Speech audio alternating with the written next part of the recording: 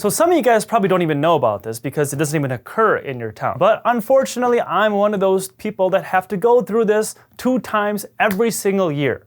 It's called daylight savings time, or transitioning to standard time. This whole concept of switching the time halfway through the year or at some point to either save the daylight or get rid of the daylight or whatever the reason is, it is so annoying because you're going to sleep on a Sunday and you think you have 8 hours of sleep, but then you're like, oh crap, the clock is gonna switch, so I'm actually gonna lose an hour. Or sometimes it's actually really good because you're like, oh, I'm gonna go to sleep, but instead of 8 hours, you're gonna get 9 hours of sleep.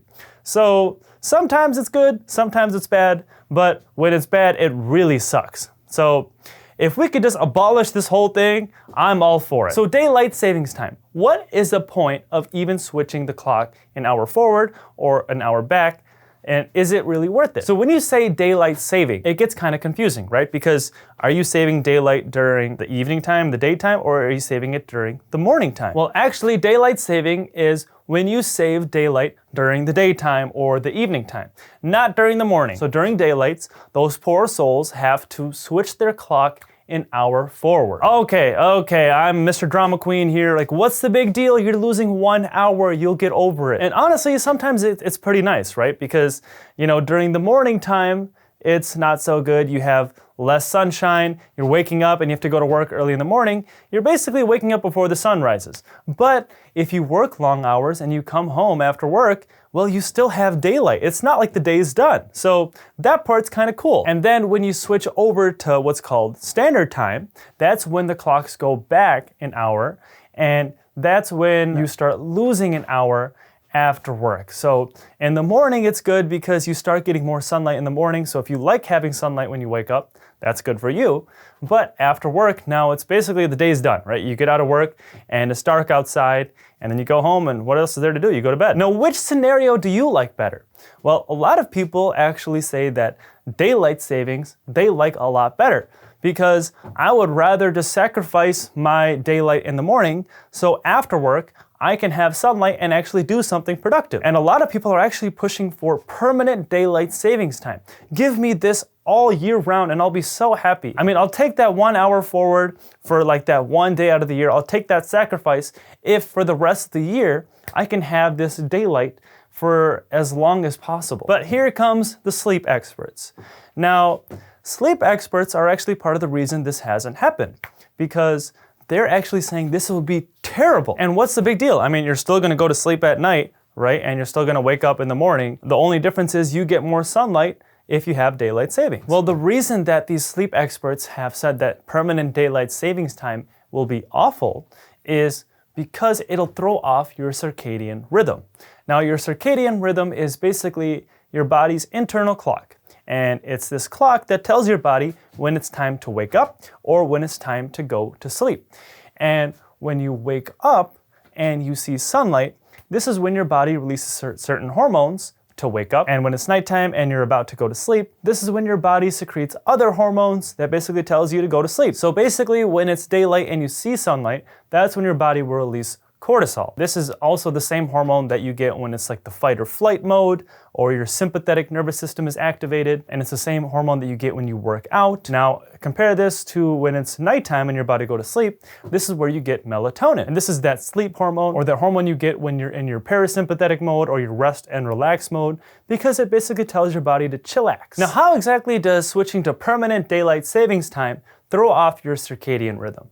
I mean, what's the big deal? How much can 1 hour really make? Well, according to these sleep experts, it can make a huge difference. And the reason is you want it dark before you go to bed. And what they're fearing is if you have this permanent daylight savings time and you're having daylight until it's like 10, 11 p.m., that this can cause some issues with your circadian rhythm, because when it's time for you to go to sleep, you're still gonna have the sun outside telling you to stay awake. And again, this may not seem like a big deal, but it can kind of throw off your hormones a little bit, and that will, in a nutshell, throw off your circadian rhythm. Now, your sleep is very important, and I would actually argue that now your sleep is more important than ever, because in America, we have a sleep epidemic.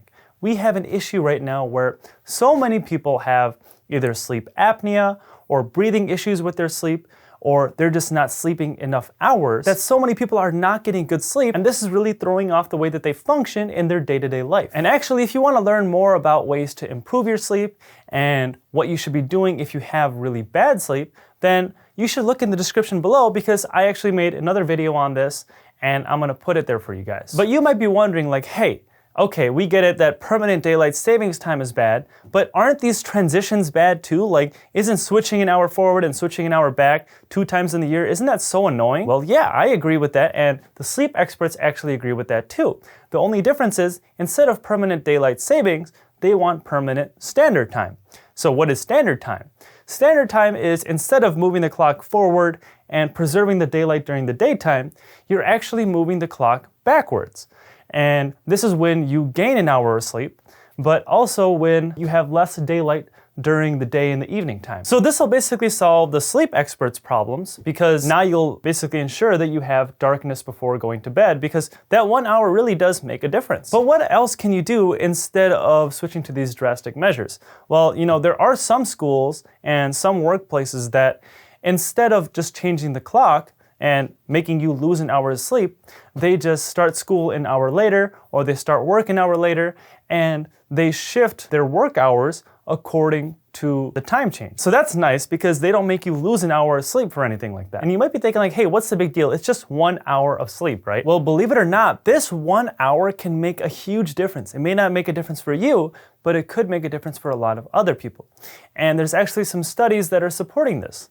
And one study was actually looking at the rate of heart attacks, and the rate of heart attacks in general versus after a transition during daylight savings time, which is when you lose an hour of sleep. And they found that for the 2 weeks after a transition to daylight savings, when you lose that 1 hour, for the 2 weeks after that period, the rate of heart attacks has significantly increased. And it's not just that, you're actually more likely to have workplace injuries, more likely to have car accidents, just from losing that 1 hour of sleep. So I'm all for abolishing this thought of moving an hour back and moving an hour forward, and I personally don't really care which one we settle on. I just want to stop switching time zones as much. But if you want to listen to these sleep experts, then you probably want to stick with the standard time, which is when you move the hour back and you preserve daylight more in the morning and you lose daylight before you're about to go to sleep. So what do you guys think? Do you guys think we should abolish this system of switching times? Do you guys think we should stick with daylight savings time? Or do you guys think we should stick with the standard time? Let me know in the comment section below. Also, if you haven't already, please hit the thumbs up button on this video and subscribe to the channel if you haven't already. Thank you guys for watching, and I will see you in the next video.